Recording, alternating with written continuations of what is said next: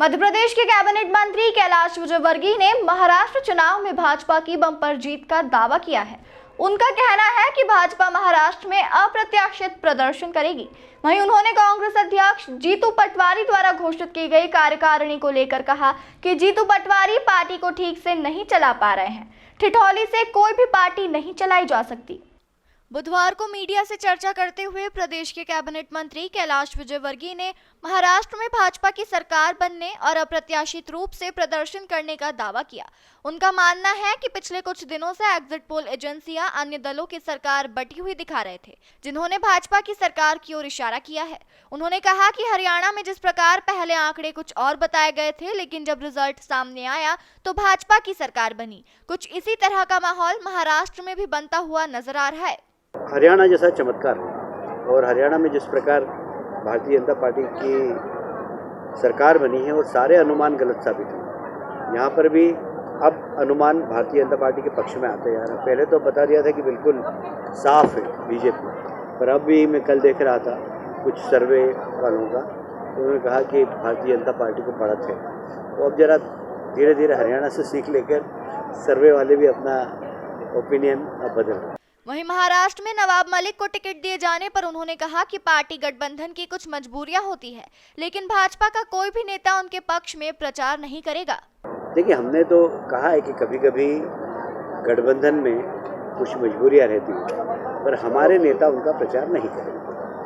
वहीं कैलाश विजयवर्गीय से जीतू पटवारी द्वारा घोषित की गई कार्यकारिणी के सदस्यों द्वारा इस्तीफा दिए जाने के सवाल पर उन्होंने कहा कि हमें लगा था कि इंदौर का एक युवा नेता प्रदेश में उभर रहा है, लेकिन जीतू पटवारी उस तरीके से प्रदर्शन नहीं कर पाए और पार्टी गठबंधन को नहीं संभाल पाए। हंसी ठिठोली से कोई भी पार्टी संचालित नहीं की जा सकती। अब मैं समझता हूँ कि जीतू पटवारी जी इंदौर के हैं। जब प्रदेश अध्यक्ष बने तो मुझे लगा कि अच्छा हुआ है कि इंदौर का नेता उभर रहा है, पर जो गंभीरता चाहिए, जो गहराई चाहिए, उसके अभाव से कांग्रेस को संभाल नहीं पा रहा। तो छिछोरेपन से कोई भी संगठन नहीं चलता।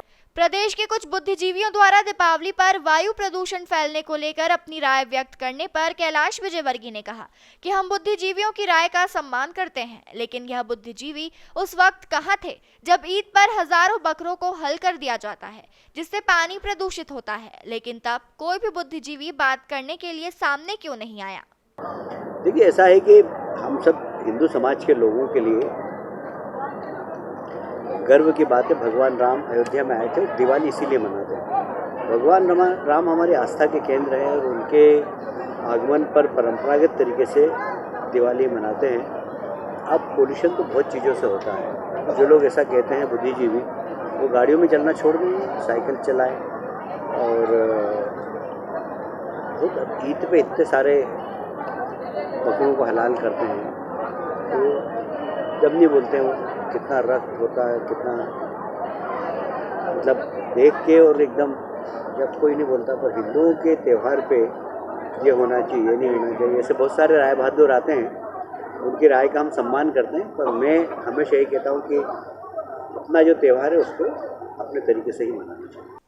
वहीं कांग्रेस द्वारा एक बार फिर से दिल्ली चुनाव को देखते हुए न्याय यात्रा के सवाल पर उन्होंने कहा कि जनता ने हरियाणा में कांग्रेस को जवाब दे दिया है।